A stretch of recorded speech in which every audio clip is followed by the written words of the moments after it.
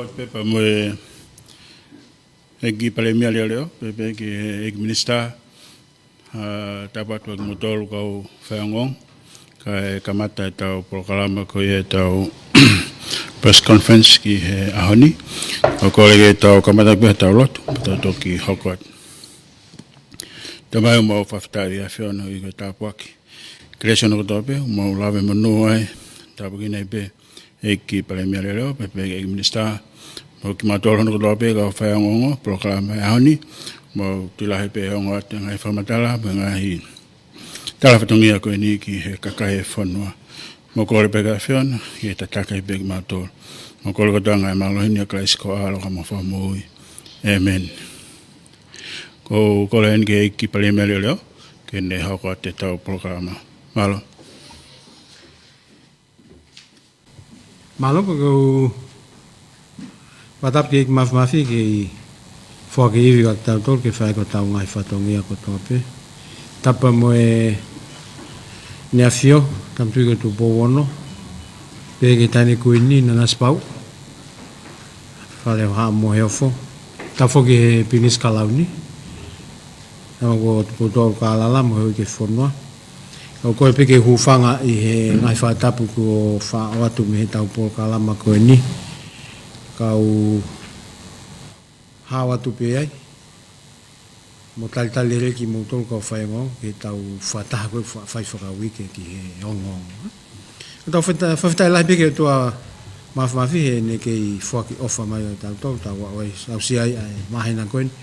o tau hangat ka pongpong ke sāpate ngai whae o ton peke ki tuke tawha ki tau wha kai la mo e tau lau ka tau tokanga mo ke sāpate ke fie ngai whae I ko hi na ke tau mei heni ka ko nau tolo. O ton pe ke tau whakamaho i ngai whakalelei. Pe ko o atu ai e ves wholofola ko e ni. Ko luke wahe taha fitu ves hongo funu. Pe whak mo ki mo tolo. Neongo ko whai ko toa pe ai ngahi mea na e tuutuni atu ka mo pe he. Ko kau tamayo e iki tai ao ngai pe ki mātolo. Ko mau whai pe ai mea na e totonu ke mau whai. Wange ni ha vete hia ka sai pe ko tau tolu pe ka ko hi ko tau por kalama ka hoko atu ki ai ko hi maunga pe he vai ko tu pe ko mo ngai fehu I ke ngai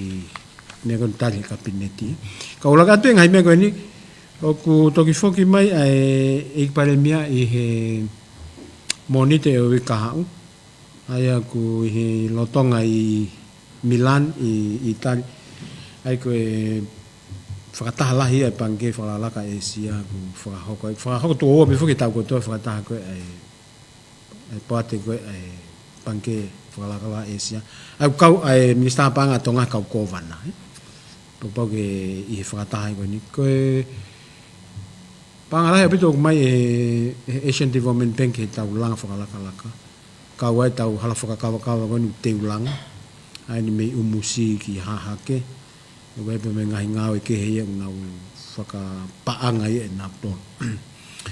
Koe whamatala ki he tūkunga mofitengi. Ai koe ani he peki ai tolu.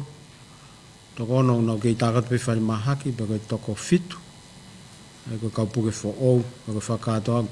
toko au ni he toko ono ngeau wha fitu. Ai kakai koe nau puke I he mofitengi. Ai koe wawau koe toko tolu ngeau mātaha. Ia koe tonga tapu koe toko wangea walu ono. Toko eua koe toko nima walu pea ua pea haapai. Ai koe kore mai me he potu ngai mo ui. Ke oate kore ngini he kakai whanua nau mui ofi he ngai whale I me potu ngai mo ui. Whikai kua moi moftengi he koe na kulawa pe ai pe ki ai ai. Koe ahon wha aosi ai ahi mai ai ton pare mia fisi ko manoa kamika. Ai koe puranga fisi fo koe.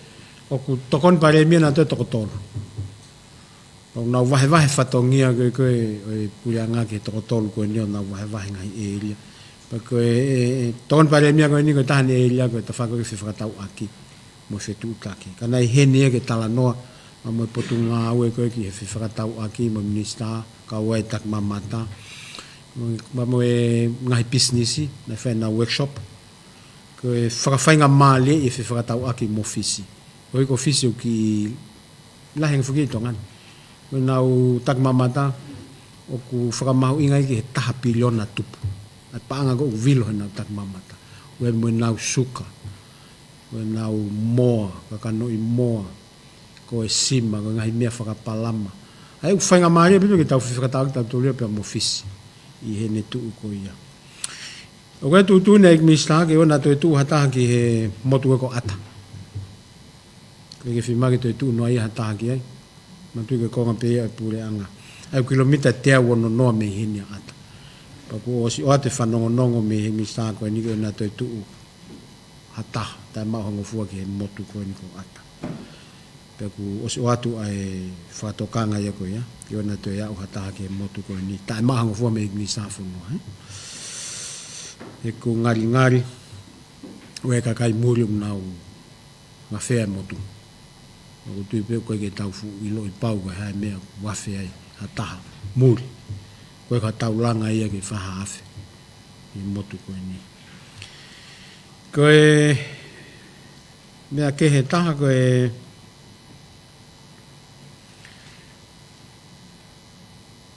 koe pe e ngahi isiu whikawaki tō o hake ki whikawaki pa mue panke whakalakalaka.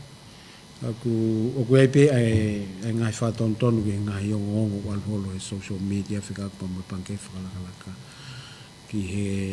ngā koe pure ngā whai ki he panke koe nipa e toki whakahoko atu i he kaha u ai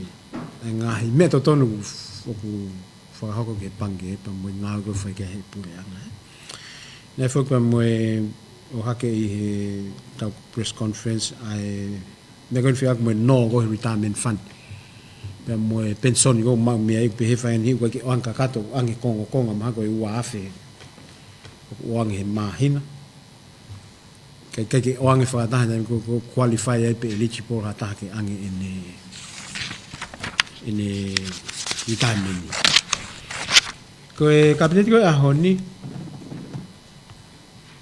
ngā mautari ai koe whuke paanga a tau tolu koe 5 miliona pe toi lahang pe ai koe paanga ai koe paanga emergency fund pa o mai ke whae ke tokoni ke tau mateiuteu mo pe ki mua he whatamaki ngā mautari ke o mai seniti me ke tokoni koe ngā pura ngā whae koe whinga aki a mo ngāhi kolo koe ngāhi whetu ai whemau ke teuteu pe mo ngāhi whetu koe ke toha whatamaki na mautari nei ki ange tokoni ki he holo whakatau ato ngere ia ki whano mono mo whakalele pe ki he holo o e kāinga whotu ai haapai pe mo makave ko hika ki lama pula ngā langa e ngahi whale pe he whetu kotokotoa pe uwhi mau ki ai hawha pau whaere whetokoni aki mo e ngahi kolo ki whakalele i ngahi holo whakakolo pe kou stu ai ki whaikaha ngā ue ki mateu teu mau pe ai ko ngahi whakalelei mo mono o whai ki ngahi holo e whetu e tolu koe ni. Ko e hoko ko e na mautari ane nei ko e mea au pau ke whakahoko ia i he potungai marini Maritime Administration Office a Tongani ko polokalama gui pe ko Maritime Single Windows. Ai ko e ki mua ko ke tau mai hawaka u pau ke submiti mai e he waka ia e ne pepa ki mua. O mai ia ki he malini, o nau hanga rewa whakahu ke polokalama koe ni, o nau whekaukau aki heni bea moe ngahi kupu ke hanga kastomu, ko kolontini, ngahi waape he. Ko tau me peko e waka, o si maha wate ne upepa, hono approve. Paku whekau aki heni moe wave e tau mai, moe mawahe me tau langa e ngahi waka. Io te nau te taimi nau tau rei koe tali ki ngau whakapepa, pa nau tok whakahifo mo whakaheka o mawahe. He koe konga ia o e ko konvensio fa maman lahi pe ki whakawhainga maale i koe whewhononga ake ngai waka e koe Facilitation of International Maritime Traffic Convention pau tau kau kia he ku pau peke tau whaike ngai ngai koe ni ko he tau me mipa i he IMO ko tahana mau talanoa nei pe nei tari ke whahanga awe ki he whamona tonga ki he konvensio kuipe koe konvensio whikaaki mohono whakataputapui ke toi ngahi ai tuipe koe rea ofitaha kia koe maina anu ko pā koe ngai whanua Asia Ko dai ko na e o sia tau lai hono wa. Na e he holo ngai fonua ko na e whakakolonia I piko hamete nau whai. Pa I ko te ngai fonua ni nau whitau aki pe. Pe ko me ko na ngau e aki na ngā ke me ko ni. Ko maina. Ai ku tanu he kere ko te molo pe ai. Pa. Ka te mate pa pa I kai ku puli hato vai ta. Pe ko whakatolo ua ngo vai. Ai ku ia ngahi feitu ia ku kei toe na tanu ai maina ka teke o sia hano whakapaki. Ai situ ngai fonua e sia. Pa koe konversio whamama na ke tuku mua hono ngau he whahinga mea koe hono ave ngā ke mala e tau mo tanu holo ngai feitu. Pa koe kore mai ki tonga ni ke tau poupou ki ai koe mea whamama na. Koe toko lahi ange re o koe kurea ke ta ofi me koe koe nsai ange. Niongo koe ke hatau pau koe ma pehe tau tolu tonga. Mana ku ngau ika e Ministry of Foreign Affairs ki hono whakakato ai mea whikakua mo e tarite koe pe koe convention koe ia. Ko whaasi pau tuku atu e taimi na e tari hewa nau atolu e he kabineti ke ia e komiti. Komiti ia e kabineti koe kaumnista ai. Ke nau tokanga ki he whaingon whawhuk mai me muri. Aku kai ngā ke rea koe ko T-Porties ka koe returnees. Ko taha whoki mai kono whonua. Pena e ia e komiti whotu I he uanoa uatolu. Pakoa nenai, na mautala noa rewa ke whokotuu ai komiti ngā ue ki ai, kai lawa whakahoko ai ngahi ngā ue whie mau. Nena e whotu mai ke kau ki ai, ngahi kupu whikau aki, ngahi potu ngā ue. Na mo i NGO ko nau ngā ue pe koe I he sektoa koe ia hono tari ka kai koe ni. Ave ke ngahi polo kalama, but sen ke tukuangi at nā tolu ke society. Ai koe ngā ue ai komiti koe ni. Pea oku ui pe koe National Advisory Committee on the Returnees Program. Ai koe nau ngau whai koe palani ngau I whakahoko. Ono tō ngai hono whakahoko. Koe ko ngalahi ngau I whai pe ia he ngai siasi pa whai he ngahi NGO ko na whekau aki pa mai. He koe ngahi NGO nau whekau aki. Whamalong he ngahi NGO ko ia. Koe Dare to Dream, koe ex-con. Peki Sasu Esiliana Lifeline Crisis Center, the Salvation Army. Pia kawai mo e National Forum mo e ngai CRC. Ko e mawhawhine tonga mo e whamiri. Ko e ngahi kupu ngāwe unau whenga aki ki he kakai ko. Pato kao te ngahi poto ngai ke he polisi ko mo ui. Ko e pisone hoa tori. Ko e miaba mo e office ko e pare mia. Te ungata he ka e tuka te taimi, ko hiu kai ke tau lere lolo, pepe ko e chief seki ke tau malolo, ka tau malolo. Ka tuka te taimi pe ko hamu. Ie? Ik pani mea lele o mo whanga mani ai. Ko e konvesio kon koe na ke mea mai ke whelawei koe po mia nei o ku whamoni a tonga koe ki ai. Ko whilo pe aku ia ko pe halewa ngai o konvesio ke hea to tonu koe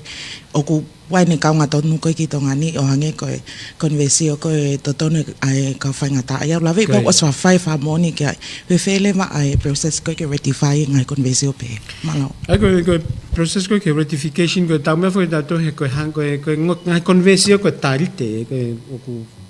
sio kai pula ngai koe ngai tarite. E whakamonia moha pāti I tu ai ai tonga ni. Pa koe whatongere wau ave ke Privy Council koe ni awhio anai oku iai e mawhai whakoni sutone koe ke ngai tarite. Pa koe mea koe ni oku alu ki he tari ane nai ke ave ke Privy Council ke hokot ke mea koe ke talanoa ke rectification.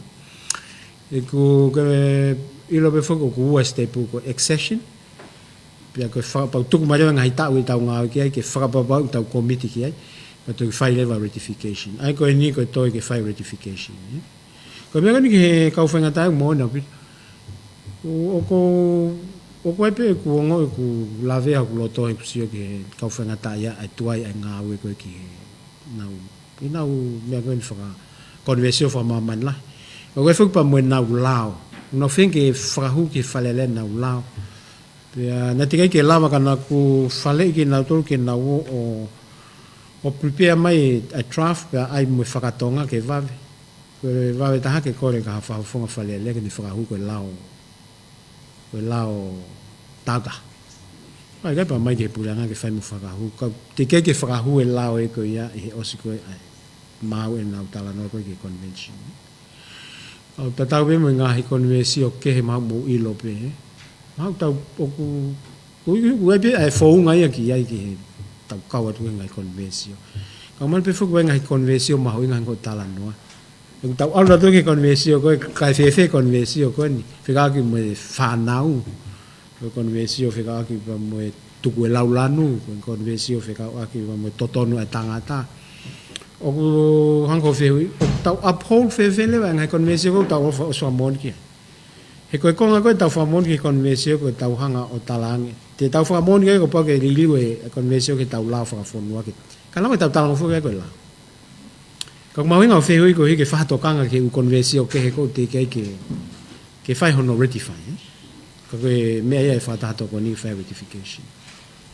alo i pare mia ke ki fe pa no ko ya ko ne lave ne ku i Milan e ai pare mia ko nga ko ngai fata ko ngai panke o Asia pe ku kawai pe mo tau panga ko ki hala fa o kava ngali ngali tau fa fa la ki e ha pe fata ko ni ai ko fa panga ko ya e kawia e imagino ko ha no e prenga tonga pe ko ha tona pe ku vai ua no vai ua ko me afa ki fa mal ala mo fa mo okay ai ko tau hal fa kava tau to ko si imagino o si fa papau e tala fetala no pe ko me senti vo ben ko me ma inga ai ke fa ta ko ni fa ta pe o mai no pe fai ma pe ta ko to ai fai tu o wa ta ai fai i me ta ko ia pe te fai o ka top ai ko ta hala fa ka ko te e me fa pe pa ke ave ke fa ta ko o ka top ai to mu ke fa ta ko ni me e ave ke fa ta ko o ka top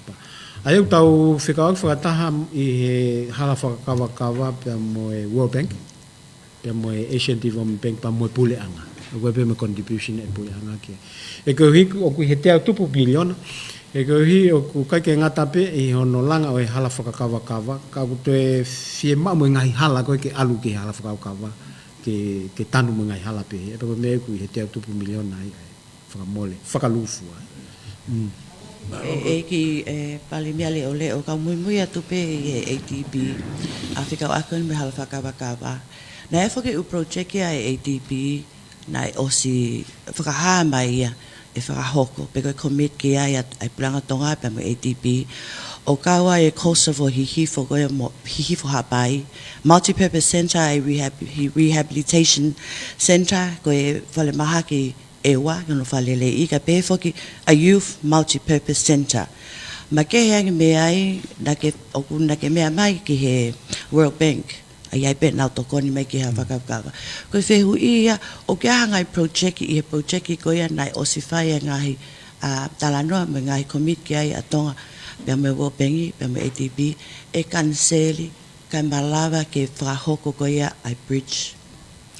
o ke manatu ko preacher na ke toki talanoa I hake pe ia I he ngai tau gosi mo tau ku follow talanoa mai mo mahino ke Asian Development Bank potentially ko project e frapanga ka ko talanoa ke ngai project ke he ko ngai project ko commit pe ai ADP ke o ke ha project ke cancel ana na lava mai na tolu I he wiki ko na fai ko ai talanga ko a ho fa ko ke tau o whakapapau ia ngahi commitment ko a Asian Development Bank ia o whakapapau mai peki tongan hako me no o hake ko multi-purpose center ko mo center ki he kauwaiwai e langa o na ngahi project I tahai ki drainage ai ko drainage ke vahenga nuku alofa I low lying areas ke whakamanawa ke ave vai me fitu ko na no fai ke tu pe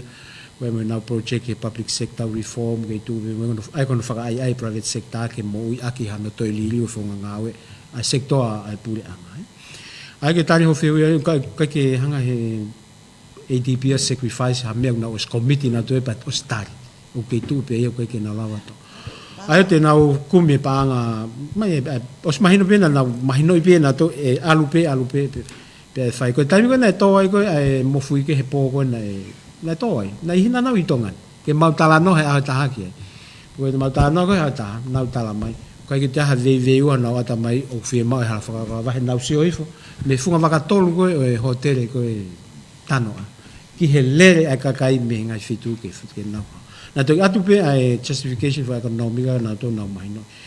o se mau ha hifo ke ngai nofo anga whakatak mamata ko tak mamata e hiki ki ha haki ki toi lahe kere ki me koe ko ngowe e connect valere mai ngowe mo to tai me ha ke ki no alo pa facilitate hala whakaka vai ai ngau fa economic o kai ko hola pe ko me o mau fen ke whakatata mai mo hala me patangata mo popua ai ko patangata e ngari mau wave e ha peaula ai ko mau fen ke o mai hala access road he tu patangata ki hau ki loto popua ke na mau ai hala access road ki hala loto ko ni me hala luna o hawai i fanga loto pate na wave na wa na toi ki he fitu ko kamata hala whakakawa ai kuna mau si ai i he aho FF Monike o mahino ai te maunga ma to ke kono tanu mai access road ku ya maki O se mahino ha time frame ki ai ke ngahi project ko ni tau be ko fe ia e recommit ki ai puli anga mahino ku mau inga katoa ai bridge ai fale mahaki ai ngahi rehabilitation center but what oku mo mai ke commitment ke ai puli anga pa me time frame ai no fa ngawi ke malo ia ai go si ai be na time frame na to ka ko specifically ke half ka kava ai ko me ga no to fa time ni ke lele ai fakama opo we be go negotiation pagu ono ai ona he terminology ga me ko pit conference ai ko time ko ku mahino o se procurement ni ko contract ai ka fa nga pagu ai le ngai conference ai una tala no ngai detail la bi ai ka wa me fa ka technical hange ko ha liliu ya ka ki design ni ko te ai ha foi hala ko me pe tala no ile vai pe ka wa mo pit price pa wongo e to ta ko hana pa nga fu malu ngala pe fa ta no me contract pe la va to ki liliu hol ko me pe ho ko time mini pe tala no me nga me ya ki fa ko a ta ka yu ma ko kele mo me pe ai ko time ko e ma wai ko ne ko ki whakataha koe o katopa ko tāno ke ai o whakahua koe ai ke tari koe he ATP kua mau ai na weekend e ua mape tolu mea na whai conference wa mui i Australia ki mua toi na whai New Zealand ai ko ne os ko ia pe ai kapa e tari he poate ATP i o katopa o koe rei pa mo ngahi mahina e tuku e ke kawai hono whamone ngahi area pau mo ngai pepo ako tau sa tatu ke kong au laki ko o tau ka hau ke fai ai ngā ko ke kamata ko tam ko ono malo ka ki ho ka tu mo ka ta ki na ki fa la ver nei tari he kapnetia na o mo fa ta kapnetia pa nga 5 miliona ka emergency fund pea o gi ai mo to koni ai ki fare i tonga taptolu koi pea mo ha pai ka ko nga foki e to kon pale mia o ge silini fa constituency koi la fela la ve fe ma ve li na he ko emergency fund ku la ve ko me fa tu ta ma ki pe fie ma vi vili ta po ta ha te ta to kon i ko nga pe ke ta ki fa mala la mo pa nga emergency fund ko ge pe silini a constituency ke la va ta kon ki he u me ko ya ko commitment atonga ya tal me waf ma valu ke ai hane emergency fund paku vahe mau pe ai ko application nia o pulanga ke vahe pangai pa ko ta ko to ne vahe ta 5 million ai ko skole ma to ki tuang ban 5 million na ko ta fa pango ni ke nga ai alwe ke nga we pe heni pe fa vave mo e hange ko langa nga i fale ki fainga na ta fe na no fa nga ko vela ai ku mai he ta ko to pe ai pango pa na mau to ko ni fa lai pa set ko ni hatana ki mai ke kamata mau e nga we ko ki u me pe kaku alube dai mi mo imagino mai he ke lava pule anga ia o malu i ai kakai ho ka fatamaki ia te ia pe e kole lewa ke ngai siasi mo ngai kolo ke na toko na to ngai me ni pa ko panga ko alu ki ngai me ko e pango ni constituency fan kabana mo fanonga ke matano ko he weekend ngai report ke fanki va ngai ko panga tol ki ni mamano alu ko ki he constituency fan pana mo fanonga ke pe ki ai ake a moa ko fratau e misi photocopy ki Igual fai ngai ni ko ya ko e hongo fulu tu hono vai nga. E kai ke ai misin ko fotokope ta ke ai ta ha ko fi. Ko e tokoni ke kakai fe fine na nga u ko me ke tau tai. Ai ko no momo si ko tolu kilo ni mamano. O ku ao ngai ka te sa pe alwe ke level ya ke he. Ke au ke pule ngai pa ke au ke ai ngai tokoni la la he ko nu ha. Pa ko ao ngai ko constituency fund he ku no fore wa ai fa nga sio le hol. Fan ki me ai ki ka te ne hanga generate impact of le yang ha ko income generating activities. Ko fa mai mo le pe ko tau potu ya tau mo e ku fra uringa. Ko panga fa kilo. Koi. Feito na ku tolu kilo ni mamano ki he constituency pe leva mo ni mamano ta na ki mai ke police kolo. O constituency ko e tata no fa lu ku fu e fa kilo ki ta. Ko ki me ai ko fsio ki ai ki he vai tau. Koi. Ko ni wa ta fitu na ke tipe ti ai ane afi. Pe kwa to ta hafi pe kwa afi. Ko to ngata pu kon ko fu ko tu ai. To ko wa mano ya. Koi. Pe ave fa kilo ki to ko wa afi. Pe no foi fa kilo e to ko wa mano. E vai e uta ki wa ngau ke to ta foi ulu. Pa tak sei te ni mano ke foi ulu. Ka ko fetu wendo fai ngawe. Fetu wendi ko area ni ko CPT ne no kwalo. Ke te fai mo asio ke vai tau. Ie fa kilo ko vai nga ta fitu ko ni bono pone valu miliona ku fo ki tau ki tau. Samit kon na ta ki osi e tau plan falaka tau hongo fulu. Koi. Ka pa alu e ono pone valu he tau hongo fulu. Tu fa panga ono valu miliona e fita hongo fulu. Te fai mo asio fetu na me pure anga lo tonga ko no nga ko talu ni me wa fe hongo fulu. Koi. E fu panga tolongi. Toki pe ki to ki foki at mo ko tala no gen. Ko va le constituency e tolu. Koi. Ta fa ta ni mata hano una mata tole ta po ne 1 miliona.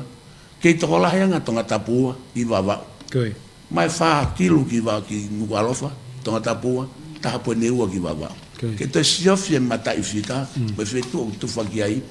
E ko to ko hawa ni ta na ki me pure anga o to tu ki kakai. E te ki sai ma sio ke fa kilo mono va ki constituency. Na o sampai anga fa kilo ki ta fitu. Mai aki tonga tapu ai ta poni fitu. E foi fai ta wa nga ka pa u lau mi to la. O va henga. O anga pe fo tu ko ni ta ke na ke va mai fa kilo ne na ke tol kilo ni mamano. Ave ki constituency pa u la ki ai me fan ki fa kala ka ke. Koi. Ako ko le pe ke fa tonga e fitu na. Ai futu fa panga ko ne fai talu me wa fe mo fulu. Ya on ko ta ne ta nima. Tu fa panga pe ta o ke ta. Koi. O anti ta pe fuke panga e hang pe ko panga o ave ki ngai put ngawe ma. Ka me na mausio matori ki ai. Ko panga ko ni ange ki fa fofonga. Ki he ne sio anai ko no va henga ko fe me ala toko ne panga pa ko ia pe mai pe ka mato ke mau hanga toko nga. Ka me na arha ke ma tala no pe to tonu nai ke ave ha trust fund e ngahi va henga. Kana mateu ke ha na fainga structure ko si lio mo ngai va anga o ngai fetu. Kana tala no fa ka wa ke pa mo ta. Ka o ha ke fo ke ho fe hui a wi a te fa fo ke mai fe hui ko ke local government ke ai ke ngawe. E gange ko tala no a wi. E o mai le ngai va henga e na palani ngawe fa le. Ke fund fa le aki ai pa anga fe unga ke fund at mahango tala no. E o mai ho palani a wi ta po ni ono miliona ia. E kai ke tatau hono veri wana mo hapalani a niu ha sisi. Pa te tau foki leo ki ho poi ni koe ke vahe tau. Ka koutu koe mea ke aluatu ki ai e tokanga pa ku o koe fuke mautala noa ke fai mo fai hapolo kalama public sector reform a pure anga. Ai public sector reform koe sio ki he ke public service. Ko hani ngau fai pe ko hangawe ku ne fai e au ton ke ave ka public enterprise. Pe ko hangawe u ton ke ave ke sektor tau tahaka. Toi hawa mo fehui koe ni. Pe to tonu ke ai hangawe e ave me senta ki tu ake he ngahi kolo. Ai te fa fo me le fe hu ko ki local government. E ko tampe te tau alo ai ke ai. Ko me le pura nga fai ko no ang e nau funding. Ke nau palani o mai ke fai ke nau ngau ko nau foi va henga pe. Ma mo mahini he oko ki to pulenga. New Zealand, Australia, alwe local council nang. Ue dia lai pam na toka nga e kolo ko fanki hala ke tan ko mauanga vai. Pa to ore va ai no fope ai mafai mo pure e ngawe me senta hanga to tapuni. Ke ave ke ofen ke kakai he ko silio ga ngai vai. Pe alwe mo panga ku fea no tu fa mo tan. Ka ki me ga no mo tonga lele mo tolu ai. Ko me pe fuka ma tolu ke ai ke fanki me ai ki ia o ku firma ke fa hinga e ngai kulupu ta tu ngai kulupu me ke fra livia akina po Malo taki pe fa osi pe ya me ya huma e mista Ki tara ke me ko me ke para me leo ko ai pe just for the record ke tonu pe matai fika ko matai fika ko mai ku fuma alunga ko constituency fa ne tol kilu pe not tol kilu ni mamano Polis whakakolo ni mamano. Total tolkiru ni mamano. Current budget ia. E bege ta pesta habe foi mea koia. For the record. Malo fama e mole peke ku tolu kilu ni mamano again e puaki mai e pare mea leo tolu mano ni mafe. Tolu kilu ni mamano ki he vahenga. Pene au ia koe tolu ni mai au he vahenga pa te mavahereva ni mano koe ki mi. Polis kolo kaka mix up pengo matai fikaga. Malo. Na dama mena ke fie me ke misa. Iho tafako au koe ke flau mai kone tokon pare mea fisimo. Io kapau la malele pe fituna ke o te pe fa ki me ko tokan ke ka lele te ko alo muy he tama pilnis kalauni. O whakaheke heka e tokon pare mea ko fisi. Pa maunga pe fo ke uiai he ko e tokon pare mea ko fisi ko Minister of Trade ya na tolo. Ko tu maunga pito peke. Ko ki fe lava pe uia na hange ko mea ko na mea toke he pare mea leo na lava ngai whakataha e tokon pare mea ko fisi pe mo I tokolahi o kau businessi pe mo ngahi sektor ke pe fo hata im gona mau no fola mai ai pe ka be mo ki mau to ka minister mo ngahi ko feka waki pe ko frata fra ma fana mo ngahi output le pe na mau ngahi frata ko ni o ka be mo frata mo tuan pe mo ek minister ko ni ko si pe ngahi fe ngawe aki pe electoral pe atongani mo fisi which na donne ke fai mo fai o si ne ta e firme ai ka ta fa sa iso pe fo ta to ke ngahi fono ko ki malo yange Autor ke ta unu mai ta tolo ngai fono ko ne Pasifiki o ki tu frata o tau ki fe ngau ak va hafia pe ta to unu leva me ai ki original ka ko ki fra la ve tu pe ko ti pe mana ta mi pe to kon pale me na o se kabineti nai na masai ne pe pa mo sekretari la ke kabineti he MOU ka kamata lele pasi e monite wi ke kahau pasi ko na stari ko ke whae no trial mai pa me wahe ngā tonga tapongo fulu. Ai koe pasi koe ni koe pasi e ua. Ai koe time te pile koe no kamatai, kamatai pe he weekend, pe tok whae lewa sio ke hoko atu pe koe hae ola. Ai koe ulaki pasi e mawahe pa me niu tō ua, I he taimi fitu pongbong. O hawai ki kolon. Pa koe pasi lewa hono, hafe fitu kataki. Pa koe pasi lewa no wa o spe hafe hua mea. O kau lewa pasi ko no wa. Fo I lele pe koe he taha he hua bongbongi. E ngo pasi. Pe koe he afi lewa fokete uraki pasi he hafe nima. Ka e tari e pasi e taha toki alatu he nima.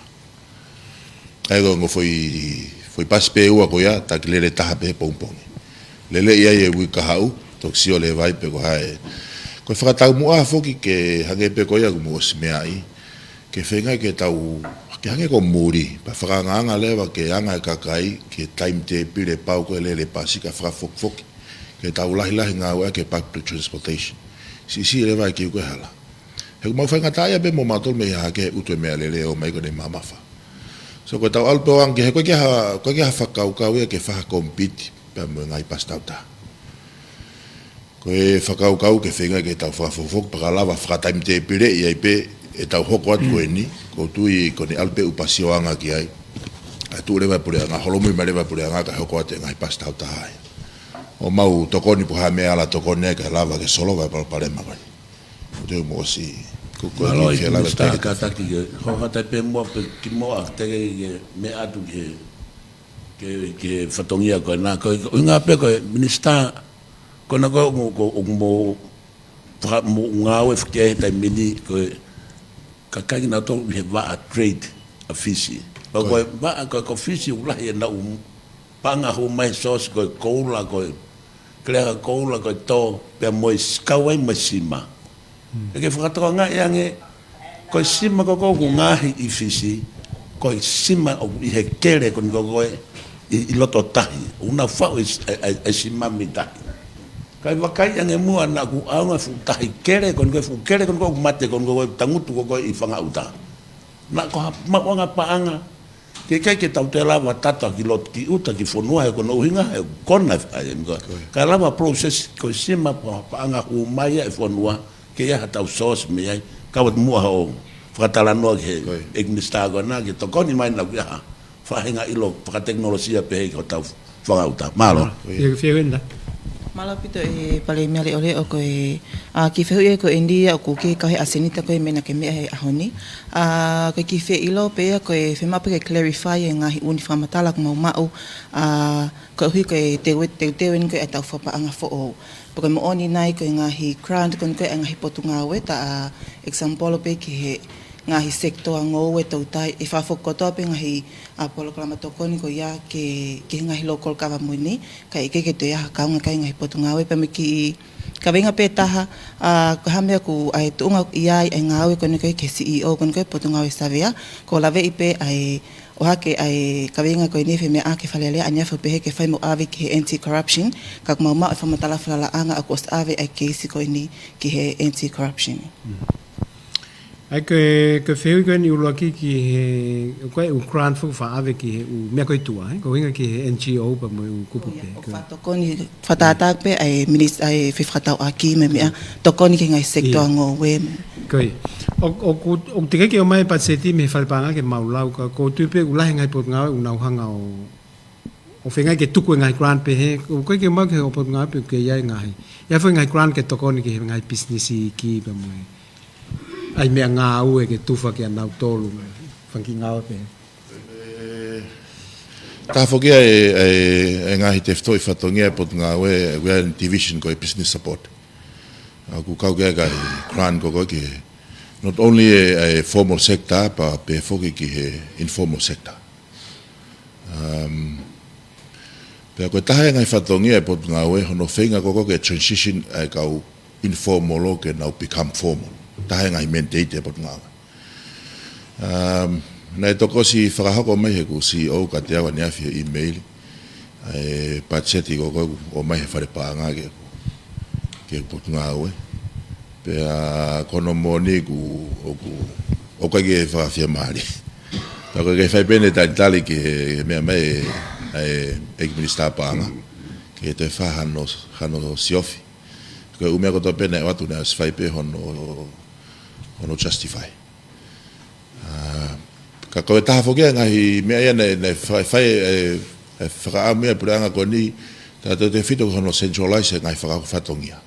ngai koe tau tarano ko ke langa ka toa ulanga ko nei mei moweti holo upot ngawe whokotoa peke he moi pea koe kawe ngai mea nei whakaamea kia e kabinetia ke centralize pa mo ngai tokoni koe mau koe motoania nei to umea ko ni ave ke he mia e te whai pesio ki ai he kono moni koe mea koe nei te o mai ia kuna hoanga pito pena tolu ia to e ngahi kran koe o whai potu ngā ue pea kawai pea me ngahi mea ia nei o stadia kabineti new recruitment e kau staff e to o fulu koe nei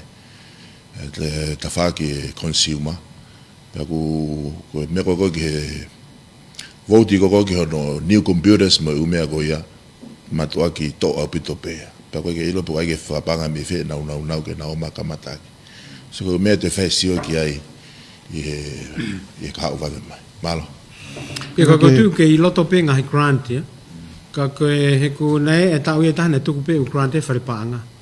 toki AVP ki ngai komiti ko e wefo komiti a EU ko ha pai mo wawa o ko mo ngai ko silio ai ngai vahenga tonga tapuni ko tam ko mai ngai ko le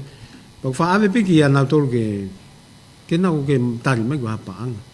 ke fra pa ang ka ko tu ko Ukraine ko hele volo ko tu ko ngala Ukraine ko tu ko pe po ngai ko mia e ya ngai Ukraine na whanau piki he Mr. Panga avike paanga no ke kakai whiwhinei whare paanga e avike mia ke whaingofuan kakai whiwhinei na no me ako tu ke panga taha miliona kako tu koe ke to'o aha mea pehea to'o au pito ke os matu ku liliu holope priorities ai pureanga mga potunga he taimilahi pa koe ngai mea ke whakapaanga whakavavave alu ke seniti koe mekan ki he potunga savea ko talano na fai ko ke talano ke si o talano ke nga ko hoko i loto I he loto potunga we ai ko nga nga we ko tu ko minister for no ko singa we ki ai mo ne ka nga we ke fra ma po nga me ko ta fra la mo nga me ye ko to over tu ai pe na talano pe mo commission na ko ki anti corruption on ne pe ko ne o sma we ko nga hi la nga ko la me kakai yo fica aqui para mo potunga ko ni ka ko e me ga ne misa ko lo tonga fai ko no faka ma opo mai ai ngawe ko pe he ta faka la mo ngawe hala mo nga hi me ko ma wa le fa foi tu o ko lo tonga ngawe ki ai misa fo no ai ke tu ko nge mai nga me ko ki na e fai foke na mo fa no pe na fai faka fe ia ko foke committee pe he ia e falelia anti corruption committee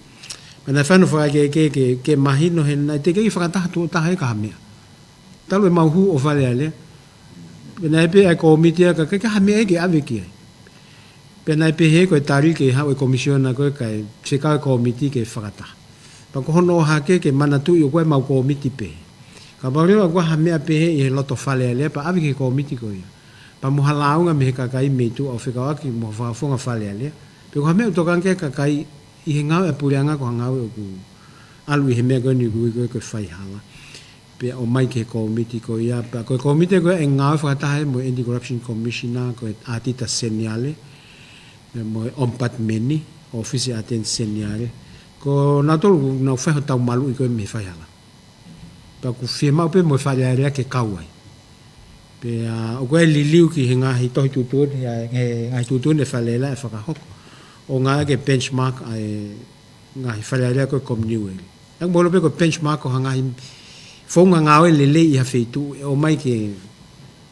hiki ki ai ngāwe ha whalearea ha wheitu ke. Pa o se mai ripoti o ke mautano ke monite. Ke mausianga pe ulawa ngā hi mea to o mai ke ngā ke mau ngā hi komiti. Me tai min whaka mau ngā hi komiti ko whanongo pe ki launga nai o mai pe ko issue na tuku mai me whale ke ngā ke komiti. Kau tika ki au ke he levolo o ku tu atu e komiti o whekau hataha ke hao maha whakamatala pe hao testify he komiti mo whekau potunga e pureanga ke hao mai whakamatala mga mea pe he. Ka lawa e komiti o whai hangahi whotu ke whale alea ke hangawi ke whai. Pe mo lawa e komiti o instruct pe tala atu ki ha potunga e unau whai hangawi kai ke tonu. Ke whakaton tonu e nau ngawe a ke ha whotu watu ki nau tonu. Ai ko me nai ko tu ke tafaki kon Anti Corruption o tau albe tai mimo tau unu fata hape ki mu ai meta tau o komata ke a mai ngai potunga we kutu mai me ngai sino itu a ko ke fai ko ai ngawe ko me ni to ke ai lao pe ko lao e ko lao ko no faka ata ne ilo fai hala pe alea ko tau ko si mo tau atu na draft lao o te ke fahu ane te ko ke hu fare le ko mai commission na ko ni tai fa la ke tuku ke na fahu mai hala me to pak tuku kan ni fahu mai lao ai ko lao ko te ni fa ngofu e hata ne ilo ha hala pelea ga ngatai e malu I he lao to ta ko ke o ta palasia no pa un dele ka me ka e tau te ko ka pa ko fa na fa ko tu wa pe ke ta mano pe ko wa mano ma pa mo nga po pula ta we ua ma o ka pa te ke fa na fala o hange ko fa hinga ni na ko nga fa pe me ko ya ta mi kai ke kumi ke mo ni o mai o fa ya ke ai fa matala kai o mai fa matala o ko ia ke fa ya ke fa matala na guati ke ta tu nga ni fa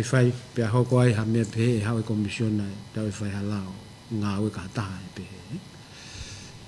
Malo Tangata minister kata ki pe kai ada lewa whihuina ke mea ko. Whakataha koe ngore na ke whakahauko koe ni koe pia me ka ufolau pia me fisi. O ki ai ka kai e ua na whakangongo mai ki a te koe. Pe ulaki koe ka u exporta pia me ka u importa koe koe he whonuani koe ha whahinga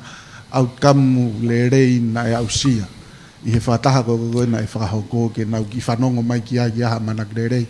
Ko no ua pe, koe pasi koe na ke lawe ki ai. O wanga whakawhiwhiho no whakarere o pasi. He kou sio whauia hoi pēsi koe na koe ai mea tau angea koe pasi o whaki atu ia. Koe ngaka ai ke whaki mai maha pasi a hihifo hoku mau ku whea o wimo mea tatau. Koe ki lau mangi ki hanga kono toka ngai koe pasi i han lere koe ia pia mi hahake. Malo, te kamata pea o he pasi pa o toki whaoske rak whehui. Hange kou lau koe nau whamone pe nai pa mo sekretari pule kabineti e MOU. Koe ngo pasi ako ni koe ngo pasi pea puleanga. O ke malmal pe office palemia. Pa koe ngo whakauri kou whakauri he pasi, koe ngo whakauri pe me office palemia. O ku wahei yang e palemia pa mo sekretari kabineti ke alonga pe whakauri ke pasi. Koe mea pe kou whai e fua e mautolu ko he utu. Pea mo tāna ki se niti na yaha mau mau. Ka koe whakauli ia mo pasi ke i he propati pe puleanga. Hange koe mea koe nai mea ki he pare mea leo leo he whebea ki koe he whalea lea. Paka o te ka taimi ku sio ku aonga, pea ku sai ke tuku aia mai wahenga, he toi mau mai pe pasi au ave atu ki hifu, pe ki wawa umo, koto ina mo whanongo pe ke mea ki pare mea leo leo he whalea lea. Ka koe ko lau koe trial pen, ke koe mea mahu inga ke whakataimi te peile e pasi. Pea ka rinti koe e form of transportation ki he kakai, ki o te nau tu heka mea lere, ka nau hau pasi. Koe uinga lahi. Ko koutu koe mea tene holoke au pita trafiki, i hala pureanga, o mo lawe i kotope. Koe whehu i uluaki ki ngahi mea na whai potara no aki ki ai, pia mo e tokon pale mea kua fisi, pange ko lawe, whakangongo mea kau importa mo kau exporta. Kau ngahi mea na matala no lahi au pito ki ai, ai maho inga ke whewahe aki ai ilo, whekau aki pia mo ngahi issue ke bilateral trade agreement na matala no ki ai. E koe na iai whakaukau he motuani ke ave kau o ofisa ke te whahano siofi, ai marketi na e wha ave pe ki ai ai mereni ki haa moa pe mo fisi e kuohiri. Ka nei whai e whetoke ke aki holo pe he kau exporta pe ki pe hei whai marketi. Ka koe kompea koe totongi, pe mo totongi o ngahi marketi koe anga mahenu wha ave ke ki nusila, o koe ke ane fuke ke fefe. So koe kawe ngahi mea na ma whetalano ake te ma whetokoni aki ai, ki hono uta atu e ngahi koloa pe meheni ki fisi. I tau ngahi koloa fresh produce pa mo agricultural product. Pa te nau toko lewa nau tolu hange e kono uta mai e i ka mo mea mula wepe mo to i ka i fisi maa au pito. E ku lahi apito pe ngahi initiative na matalanoa ki ai, pe a kawai mo ngahi mea koni ki he ke nau wakapuna ATL na whapuna ngā mahini me koe me tareki pe me fisi ko ki wawau. Kawai ngai mea na whaitara noa ke sio. He kuos mahino pe foki. Lelei ki tak mamata. Ka na whai pe sio ki he ai pea ki totongi whea wakapuna ko ki whapoto. Ka na akuri pe ki ai e tangata iki. Me ngahi mea kehe pe koe foi mea kokoko o ku masio ki ai o ku fuoloa tau e tau ke inofo i he primary sector level. Ka sisi e tau ngau ki he value added mo tau unu ki he manufacturing industry. So koe ngahi mea ne whai tala noa ki ai hange koe ngahi agreement koe Pesa Plus, koe Picta, kawe ngahi mea ne whai tala noa ki ai pea ku ma osi whakapapau i te ma hoko atu e tala noa koe ni me whea ngawa ngā aki wāo whea pitu ke tau wako mea nau tolu hek fu advance apito fisi pia wawe nau alo. Ako e ngahi mea pe, malo. Ako e mea koni point mawinga he whiu kana toko sia ko PPP fok, Public Private partnership ko fa finga ko ke tau fa ko tu ko transport sector ko foi elia le ke try lai me ko hangon tala no kala pe ko sai na fa le pa hand over nga pasi ko tokone puleanga papa pe ulele pa te at ma pasi u fu to la ha pa tau hiki le ba hi fo sio ke na fa he tau ni ma ka ko mai tau fu ka ko mai tau la te tu ku hi fo la he me le lo to hala agia public private partnership ko ni ko ta me na fa tala no ke pe mo ai me ko ni ko fu ma alunga e fereti a freight cost ai aku ka pe he va ka pa mai me ke teu i hen ke export o ma ange hono ai pe ko va ke alange va ka ave he ku tapo le freight cost ai ko me fa ka ke pulanga ke tau hi mo hoko atu ke offset he pulanga e ai ma alunga ko e totong fereti ko talu me osa covid mo no hiki totong fereti mo ilobe ta tau pe ono mai container ke mo tau fenke ave tau container me akai ki mo ko te mai ko ni tono Trump ko nga hi tariffs ko ke ufonua o to ta ha ke cost ko taim ko ya wa tau me kai mo me ke market ti hango America o to ki hi la tu ki ka consumer ha me ho ko te na retract na to le me volume ko na fa tau ki mo ha mama ko me ho ko e nga le to e tau ngo e ha fitu ko ke fa tau ko high cost pe ka fa ko e pu nga ye ke maintain to koni ko ni han to koni local freight cost ke ya mai me ngai fitu mama ko ta hiki hen ka ko men tau to mu ye ngon tala no tau to mu ke value added tau to mu hono mechanized agriculture to se o ke yo pe ka ngo we mo hele pe lu mo u me pe ko ga ngai mi sini ke to kon ga na to ke to la yang ke no ngo we pa to la yang output ko o mai pa ka ke ngatai ko infrastructure ko ke tau lili wa ko ke value added o te ke loko kakato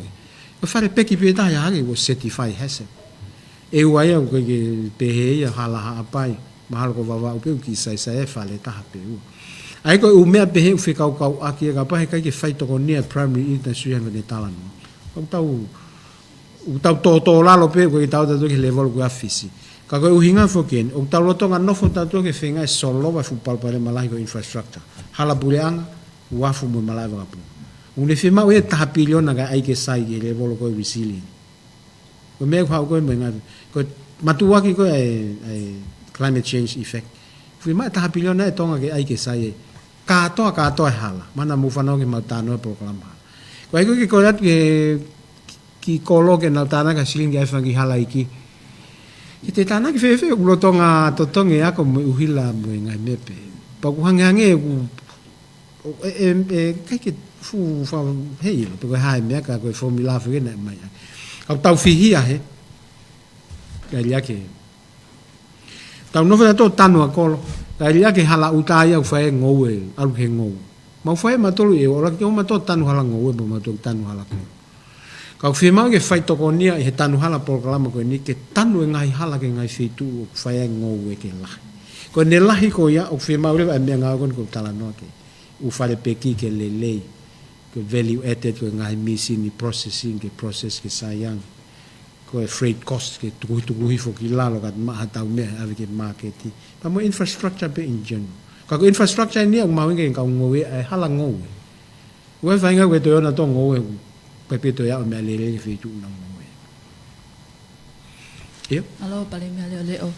ko ki fe hui penya fe la ve i mo no to review ko ya he fale alea ai budget fala he ko panga to ta miliona ko ai pe he fo ku over kia panga 1 miliona o fakato ko tol miliona ai budget ko ya pe ko ki fe hui pe ko hai panga 1 miliona ko ya ku asiko fala he ke budget ai ko ke pe na o mai alu e ngo fika ye ko tol ta miliona mo tol miliona ka ko fika to no ko tol ta miliona ai ko fika ko fo ba ko tol ta miliona ai ko ke ton tol miliona ai ko me na matano ke kabinete ko tol ta pa na alu mahalo fa pa nga mo tol kai alu kabinete mo tol ta ai ko hala ko tol ta ka ko fa lu ku fuai ko panga fo o ke to tana ki fo o panga ta ha po ni ko ti pa ta po 5 milion be ko to ngai ko ka we pa support ka se ya o si he fa le panga be ai ko mai ko pa support ngai fo no ko pe ma mo o mai ma fa ye ki Mr. Panga mo kabineti ke na nga aki ki whakapoto taha pe ko fe me ai aki ko lelei lahanga no lelei o ka mo panga a Australia panga New Zealand mo panga pe ia i fare panga ku ia pe o si loto pe i whakalukufua ai ko tāna ki ko e tol taha miliona pa ko ki to ia ki tāna ki fo mai pe ko panga fo au pito ko panga so tu panga 1.5 miliona lai ni ko ia ka ko whakatontonua ko tol taha ko o ko tol taha miliona Malo pito pale mea leo. Kata ko ki feui pe ko ke fa malala mai ange tunga ko ia ko ai lulutai. Pe te fa foki ke private sector pe le da thoko te pe pulianga. Pa ki feui pe ta he tunga ko nei fa le ko nei pe he ko tutuni he moi ko ke fa malala mai ko ia pe mal. Ai ke me ko fia me ko fia mo lulutai ku o ku mo ha mo fanongo pe i ngai ripoti fa le ai ko lulutai ko tungo ko ta minia ko ula ki me ke puna ngai fa puna puna. Kai toki whakakauka e way forward ko i fe ia. Ai koe malu taha ke ua tuku pe hea tuku e taimini kai mai ke hoko koe public enterprise ke comply mo le lao. E nai tuku pe ia o kai ke mahino pe koe kau taha a e pule anga pe i kai. Koe tuku e taimini o sanga e pule anga o mai ke whakamalu he lao totonu koe public enterprise ke tuku. Ai koe tuku e taimini o si puna e whankiwa puna e tolu. Ai koe break even koe whakamole o pau ke nau puna kato. Au na puna takai holoko ia o mau ma wa hame pa fakasisi le ma to ko le mai ke pulanga ke to ang haseniti ina sa ke tunga ko ia ko ai ke fai no i PSP pe hoko mai ke to ko le ke pulanga en ko patset fa la ko tol ta miliona ave 1 miliona ke puna holo pe ko me fika lo ki ke puna ke kapaka ke puna holo e fima ia pa ngai ke atu me ngai fitu ke tana ke puna ai ko tali ko fewi honoa ko ne mau ko ku lava o fai fatongia ku kai ke to lavea o si hai ngai lavea o lava o ngau ta kai hol pa tu fa ko ile pe ave ke fakapuna ta kai holo e hai pe hoko atu e pulanga ko papi na price no fakapuna holo pe te tau fai ki ngai fakau fa mama na ki ange ka se ke ta se to ta ko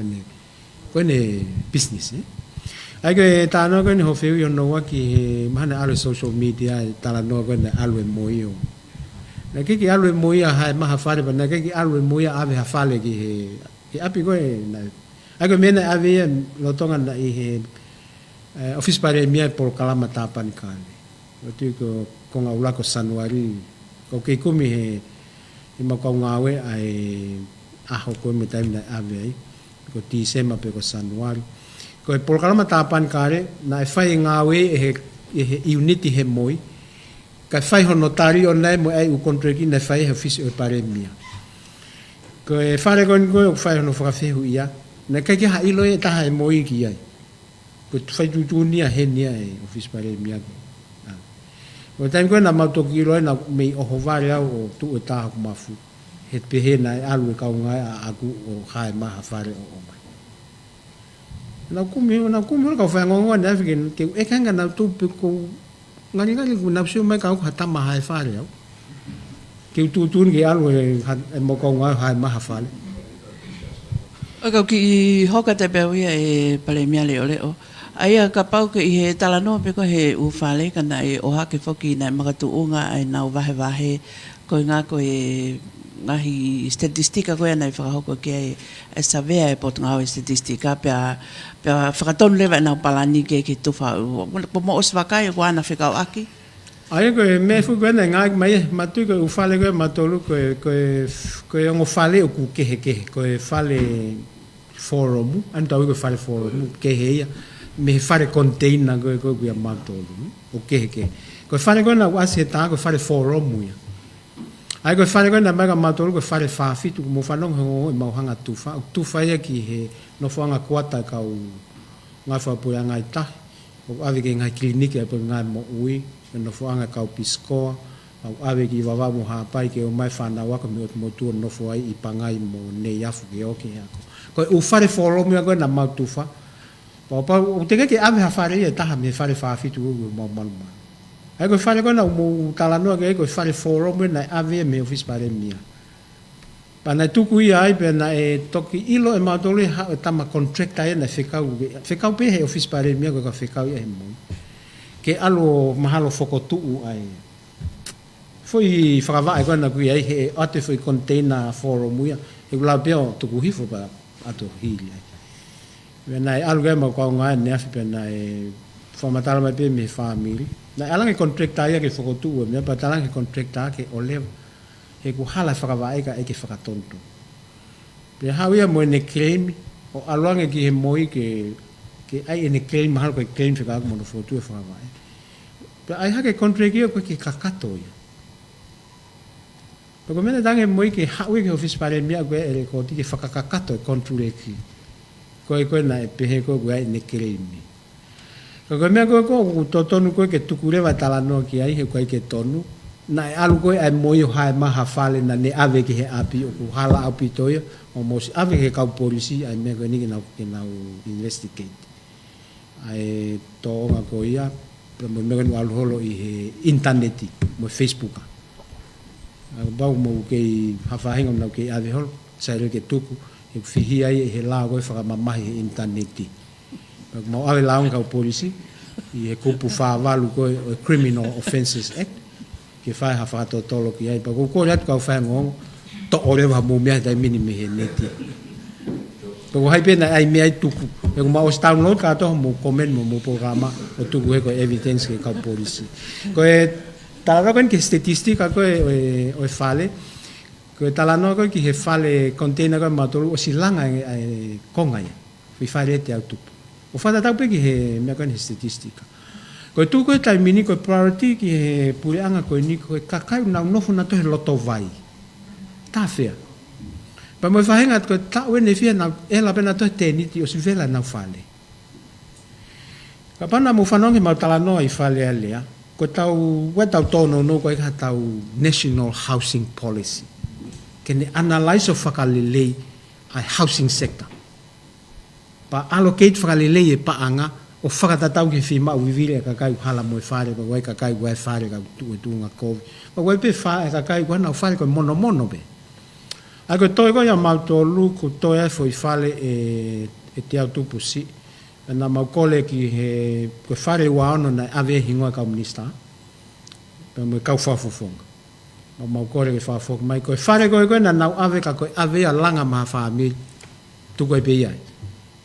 ka ka pau ko container tu ko he loto a o api o ha minista po fafong ko ia e fafok mai e mau tolo ai ko tonu yo ko fomatala tu a honi ka ko me ko ke Katarina ko Ko ia, la ke mea whaka nei whalawei pa mo e sino tawatai na koni ko kono tau i koe whaihala. Ko la wei e anga koni koe na ngai whotutu ngā we pau hape na o pesi interneti. O ko me mike na whamamafa ki he ai koe ke ta ofi e whaihala mo e ta ofi e whaihia mga mea pehe. Ko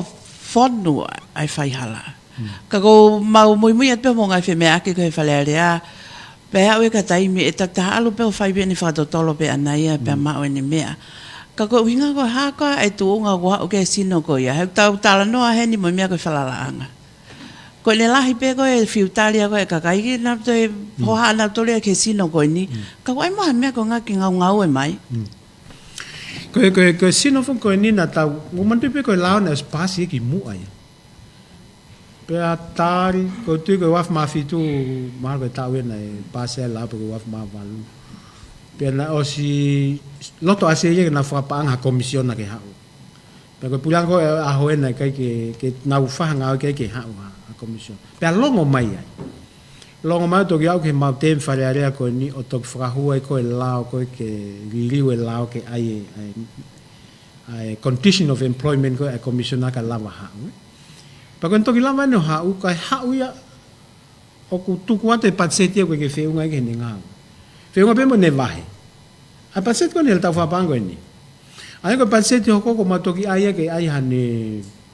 laka ulaka nga ko ka polisi ang nauloto nga i office ko commission. Ka mo ni ho lau ka ku tau ai lema hakurire o pa ai ke fiti mo sino malo hi mo kakato hono teunga.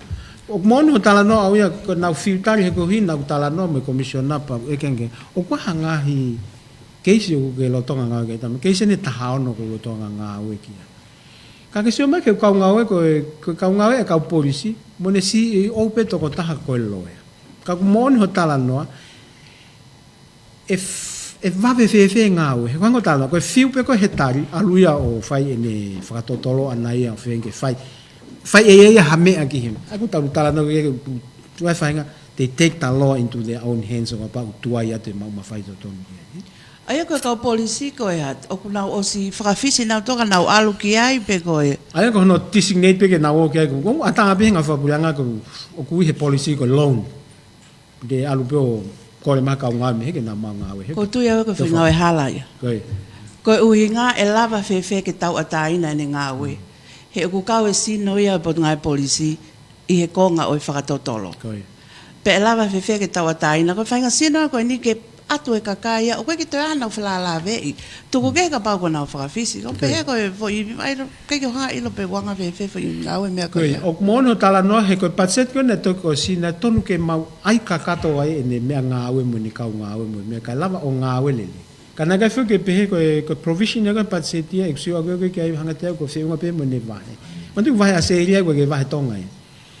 Ai ko ne tu ko e fenga re vai ko si resume tiu tiu fe ma ne ka ngau pa ko me ko na fai kono atu pe ka ngau e fra time ke ninga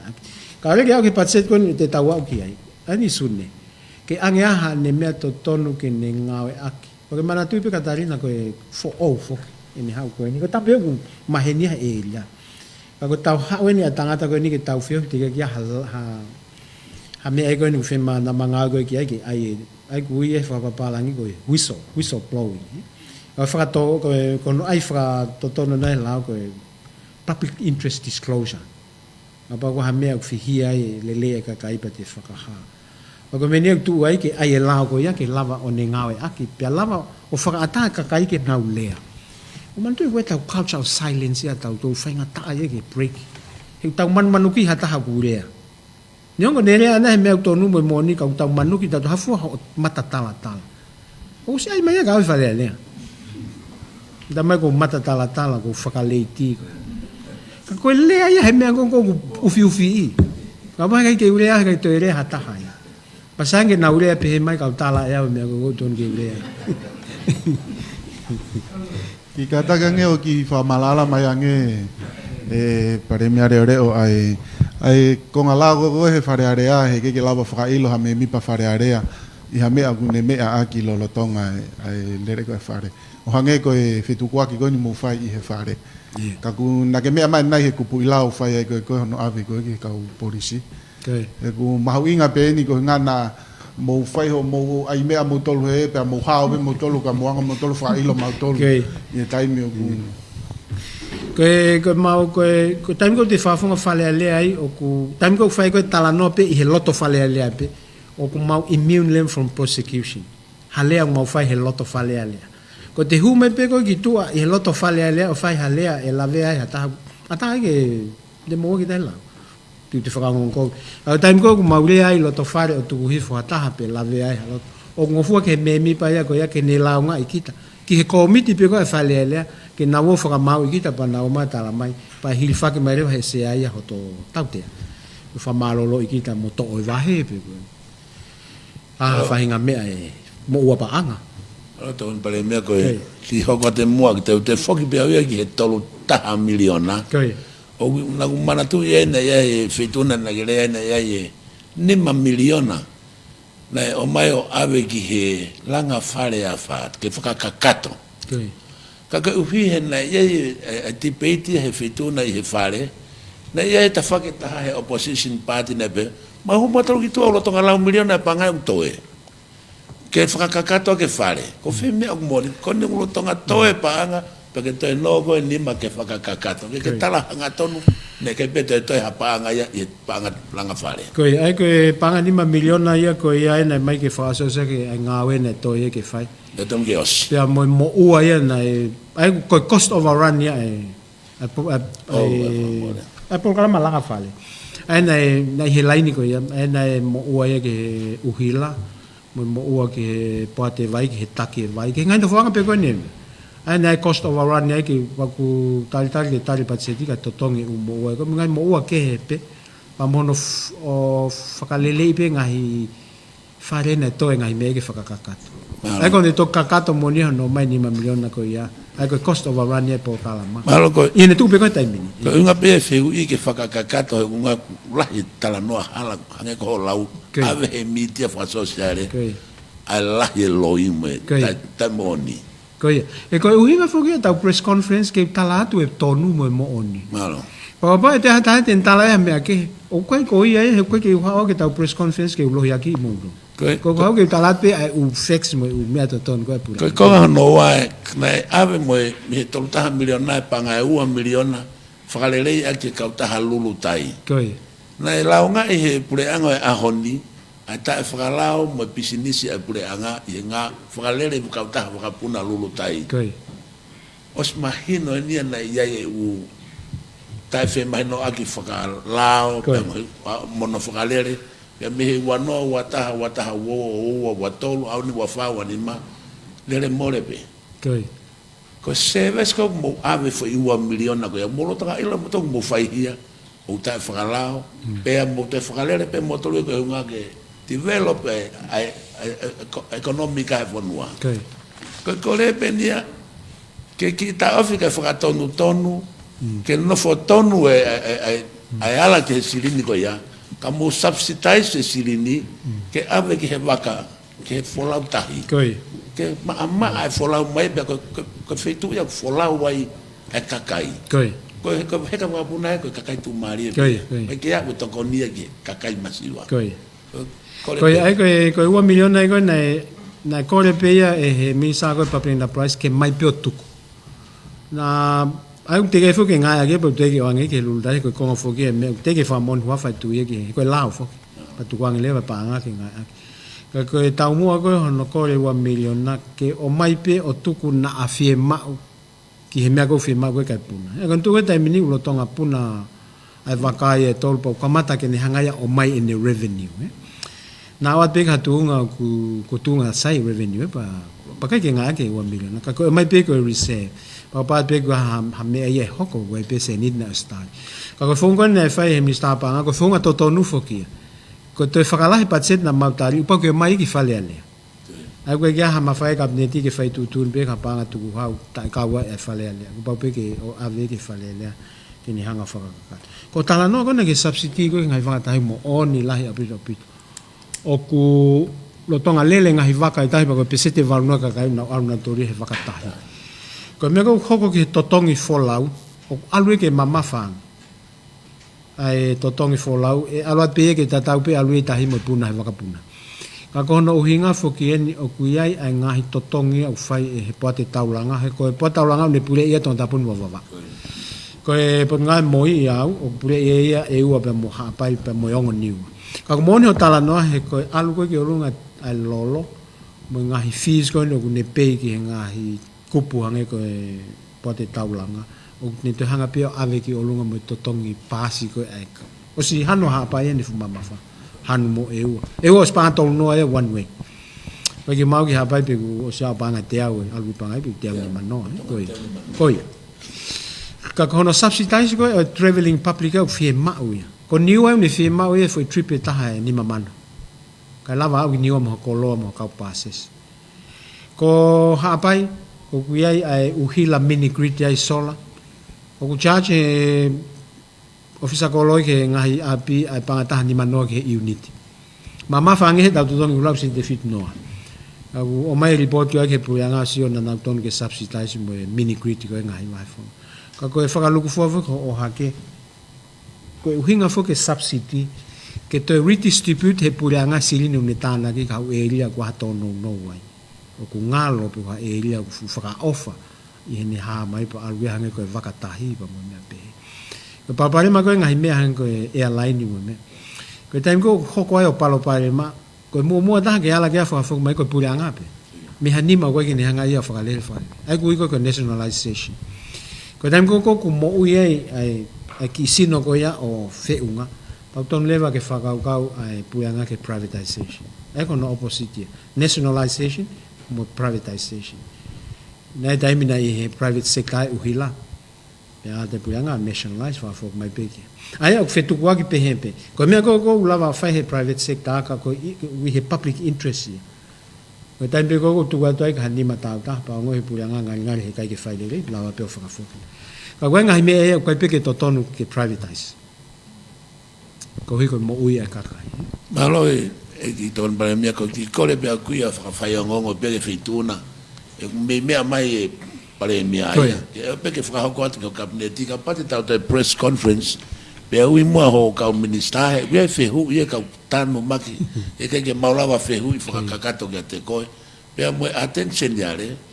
pe mo supervisor fai fili e na ko fa no ngo he talanga e fale area e u amendment fa ka lao da fe ma ui ke fe hu ka tari mi sino hanga tonu ko ki ai anga ko supervisor fai fili pe ia me u me felave fakalao u fetu kwa ki holo ka fia ma attention ya le heni ke ja mono mono e ko ma tol ko ka fai ngongo ko ma fia ma ke ave ngongo mo oni ki tu ko le be ke tengo ko mai pe ma ka ka ton ka fai ngongo pe heni me ho e ke kabineti ke ta me u sino nga ma heni fia ma ko attention ya le mo baba sa fai fili en na fano ngelongo ago e fale ale you're right ya ka fonga malo ko mau pe fo ke mau pure ke ngo sino ko ni ngo sino tawa tai ta tu pe ke he fo mai pare mia ke anke pe ya foi falaite ke na me mai ke tau e ke fe ga na to mo pe mo fe mau mo entitled ke mo ni mo mia ko tonu ta tu pe ke o anke he pare mia ke se ke pare mia le o kata kawa to pe ki foi fe fa os ko ni na ke pe fo ga ni nai wai me ke fa tontonu e hopo ko va ha ngo panke lang fala la ka me panke pule wai me fa la ke ton ke fa tonton ko le pe ke lava fai ki mai pe ko hanga me fa la ko ya fe ma ke fa tonton ai ko mana o atu pe e pare mia ta conferencia ki mu at na e terminate ai fa ton ai eke ai ngo party se ko una fa tolo na he mal pe o pule ana kaya ngata pulang ako malu pe o na minista pa nga ko mafai ki ngo panke ko pa e fa poto taha ke to escalate cost moto mole taimi ke tu kwa ta aki eke ko me ma huinga ka kwa pa pare mai loto i panke fa la ka hono fa ka lele mo yanga ni ngawe ko me ye ke fa sio ko ki ai ke fotu tu lele o tu yo ku o si ai tokoni ai ko le minista pa nga ke tokoni Asian Development Bank no fotu tu lele nga panke ke lele ya fe ka ke data ya no ma ko tau ata deva fa ngamarie ko tau mala spot ko ni complex ko ni Tonghai ko hai tu kunga ku ai ki hano fa ataki ka kai fonua pe mo tai me fe ma wai e nga hi komiti poti ke na fa nga ko ia ha komiti ku na to nga ki fa ge fe tu taki pe mo fa nga ka kai fonua e ai fu mala fa fo ko ni ki fa mala ala ma ngi to fa ko ya ko mala fo ko mala e tong high school na os mai no pe ko langa e si ai na ko nga fu ke na langa fo ko apia ko he os ne vena pa na tolo e langa e ko state me mo ka ko fa non ke minista ko o ke komiti ke ne o fotu ke na hanga o toka nga mo tukuang ya tu ki tu ke nga ko kakai o ke na rate higher mahal ko sio fa ngani nga pa na ta mai ku mahal o ki ki ya ke le volo ki yongo o sa ave pe ki ai ke fika ile lenga rate he ko fare ko into ai o ko tu ki ka fokalo nga hi hila mo me ma ki mama pa when now charge na tol ke fa ho fa aho ma ka go me lo tong se ka e mi sa ko ke fai mo ai ha komiti ke ne toka nga mo a ha rate fa le pa as patuang yat ke ka ka no finga pa na ka ata ka ko property pe fogia pu nga i he mal mi sa ko nga tong high school ai me ga ni tong ai ki foi ta fa o si pen ko ki fe hu pe ko mai me to ke e ka tai pe papa o ku ka ke mo ni pa fa tom ton noi pe ko pe he na nga me le na tu fa ke nga po nga e pu nga ka to fa foki ko hai mo ne ta no ko ya ko mo fa fok mai ko me le tanu hala ko u lori ana mai to ko ne sia ina fa ta me na me nga tanu hala ai ko fanki loli ku tone nima pa mo me le ke hepe ke fa fo ke mai he ko tai ko no maua fa tanu hala ko ni fe ma ngai loli ki ba wangi loli o ik fe ke hu ngai hala i ki fa no tu fa maka mo me fa ke ka ko hono faka foki mai he kai ko tau mu ai na mai ngai me lele tu fa ke ngai potunga o ma fa fo mai ko loli tahani ma ke o mai ke ave ha loli tolu ki wawa o mo haua ki e ua pa tu ko ngala he ni lahe hala ni nga ke ta o ma fengi fa tonton me pe he kai ke le mai ngai fono no to kon mai kam na sio mai ke feta o fa poto ta ana mai ha me ke fa ka tanu hala pa tu ku ma wai ke fa ke tanu hala ka ba ma ha me ke fa le mahaki pa tu ku ma ke fa le mahaki ka mai no pe ka we dai me ni he tau mi a pe pa tau hanga atu ki he mo ka kwe pe ngai me lele nai ave I he tau mu alele pa te mau tuku pe ange ko nai ka pa nai ave me lele ke fa le mahaki ke fa ke nau hiko nau ngai veve mo me pe pa tu ko wa ngai ka kono moni ton ke fa foki koto mai ba te mau fai to hile va ave report ki he ke fa na mai to ko ni ko mau fa pot hai ke mai pa ku kole he fa le mahaki ko fa ta ai lo le ke tu ke to ko ni nau hiko veve pa te nau ilo le pa nau fi mali ako sio mai ko ha to na ni ma me nga ke ka tau mu ake o kai leva ke le ia he tau no fo fa va pure anga pa ko ni tonu ia na tutun pe kam ne ti fa fok pa usale ma office ma to ke fa fok mai ko me le ton ke tu pe ia ye moi Ko amna fo ke ta puni falelea I wi ka hau. Koi. Ka koe taha ngahi ka veinga o ku tautou o hake. Pe ta ofi whakaku he pure anga hono hu mai veipi mono whakatawi tongani. Pe ko oswaha ngā oi ki e ne tautou whaipono e ka kauta mai pe e wai ngahi lao. Ka koe winga fo o koe ma whai pe pure anga ken ta ofi a mea hu mai. Koi ya ku tok whanongo ni he palpale ma koe ka koutu ko mete ai ke nisa mo ui ke tokanga nge ki ai. E ku whatu tamaki. Whatu tamaki nge hei whinomolo. Ka sai pe ame ke porun ke nisa mo ui ke whai mo sio ki ai. Pe ko ha whainga restrictions e ai he veipi. E ko tok whakatonga e ke au ia mo oni e ku whatu tamaki. E ngai ripoti o mai e veipi e ke ta tau tupu. Maha ko tau sai malo fa malo tu ki premia leo pe ki ka fa ngo la veleta programa ko ya ni te tau to fa ko pe programa te tau ni tem te tau pe fra te ka hau ka tau fras pe pe krese ki ko sis krese of to mai al la male manon no foi te matol ndo pe pa na hili ka fa pe tangata amen malo Pako kakato ia ai whataha ai e palimea leo to ke tāta nena fusmano ka mai ka whaingongo tonga ngahi ka venga maho inga na e o hake ne tali kabineti e aho ni na whataha whema o ke ilo ki ai kakai o whanua whatawangi pena e au taklele atu ai programani me ofise o palimea me nuku alofa whafafunga i ato ai kaunga ue ai FM 102.5 me office palemia lisa te tana tohi wepi lea alipate ke sina Catalina tohi ko ana wili mo mea